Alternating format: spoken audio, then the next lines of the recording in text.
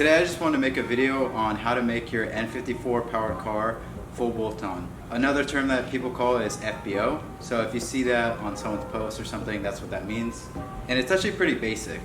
There's only like 4 or 5 things that are associated with achieving the full bolt-on status on your N54. And I'm just gonna go through a quick list of each one and why that one matters and what it does. So the first one and the simplest one is intakes. You'll see most people usually go for something like the BMS intakes or VRSF, and they're usually like the colored cones that sit over here in your engine bay. So the factory airbox is actually pretty good, but it is a little bit restrictive just how it's designed in like the OEM filter.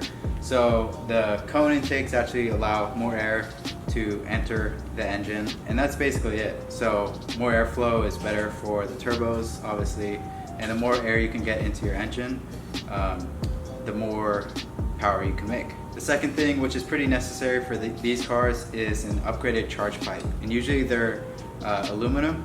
So the stock charge pipes in these cars are plastic, and they can get brittle over time, and they actually have like a bendy plastic part, which is not good for running a lot of boost through because it will crack at the throttle body, which you don't want happening, because then you'll be put into limp mode and you have to find another charge pipe, and it's a whole issue. So it's best to just get an aluminum one and not have to deal with that. So the third thing is catalyst downpipes. That's what I have on this car. I got mine from VRSF, and I'd recommend them to you guys too. And that's because their fit and finish is really nice. They're really high quality pieces. I believe they're about $300, maybe a little bit less than that. Essentially, the catalytic converters in your car are pretty restrictive, and they're put in every single car now to reduce the emissions that it puts out. So that's one of the disadvantages of it, is you're going to be polluting a little bit more because the gases that exit your engine are just going to be pretty much be pumped into the air rather than being converted into a less harsh chemical. But on these cars, there actually is a secondary catalytic converter. So the fourth thing that you're going to need is an intercooler, and that's something I just did. You'll probably see it in either the video before this or the video after this, so make sure to go check that out. But the intercooler pretty much cools down the pressurized air that comes from your turbos. The reason it matters so much is because the stock one is super small. It can't regulate all the heat from a tune, even just stock boost pressure. It still gets pretty hot and heat soaks, but especially when you start running a tune that ups the boost levels and timing and stuff like that, your engine's running much hotter, your turbos are pumping out hotter air. So it's essential to get an intercooler if you're going past anything MHD stage 1. I actually ran MHD stage 2 on the OEM intercooler for a really long time. It was probably about 6 months I did that, and it was completely fine, but I didn't do back-to-back pulls or anything like that. I never tracked the car, nothing like that. When you think about cold air in an engine, if you're not too sure how engines work, it's not just about having pressurized air, it's also about the temperature of the air that goes into the combustion chamber. So the colder the air, the denser. I'm sure many of you learned that in science class or something similar like that.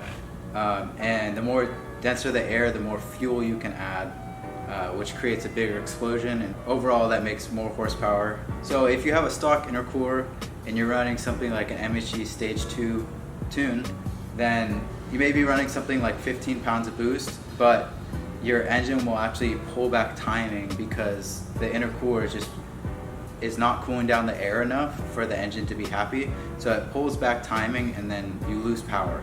So it's pretty obvious if you ever log your pulls with the stock intercooler, you can actually see. I did one and it was 75 degrees out. The air intake went from 90 degrees all the way up to 140, and I just did a second through third gear pull. That's a huge increase. What you should be looking for is a 0-degree increase. That's really hard to get. You have to have a massive intercooler for that. But anything within the range of 10 degrees increase on a multiple gear pull is what you're looking for. I decided to go with the CSF race intercooler. I think it's designed really well. It's tested. A lot of the other ones are just big, just to be big, and they're not necessarily designed to get rid of a bunch of heat like the CSF one is. So you can actually buy that with a code that I have. You can get it for, I think it's around $480, and it will be good all the way up to like 1,000 horsepower, which no one really gets up there. But it's good for single turbo cars, stock turbo cars, upgraded twins. So if you want to check that out, you can check out the link in the description and use my code N54 builds and buy yourself one. The last thing to be full bolt-on that we've kind of already mentioned is a tune. So you can go with something like MHD, which is an off-the-shelf map. So it's pretty general. If you want more power out of your setup, I would recommend going the custom tune route. So you could go to someone like Wedge Performance, Pure Evil Tuning. Those are just a couple off the top of my head. The current tune that I'm running is MHD Stage 2 Plus. That is advertised as up to 420 horsepower, but here in California we have terrible 91 octane gas, and the 420 horsepower is based off of a 93 gas, which provides much more power. So that's the tune I'm running, but there's MHD Stage 1, Stage 1 Plus, Stage 2, and then Stage 2 Plus. That just about does it for the full bolt-on status and how you can achieve it. I'll actually put links down below to each part that you'll need, and you can use my code on each of them and actually help support my channel and all my pages. I'd greatly appreciate it if you bought with my code. But there are some extra things that will give you more power, and they're also simple bolt-ons. And so the first one is inlets. The stock inlets in this car, they crimp down, and so it's super restrictive. Pretty much the inlets are the pipes that provide air to the cold side of your turbo. So as you can imagine, you want as much airflow as possible.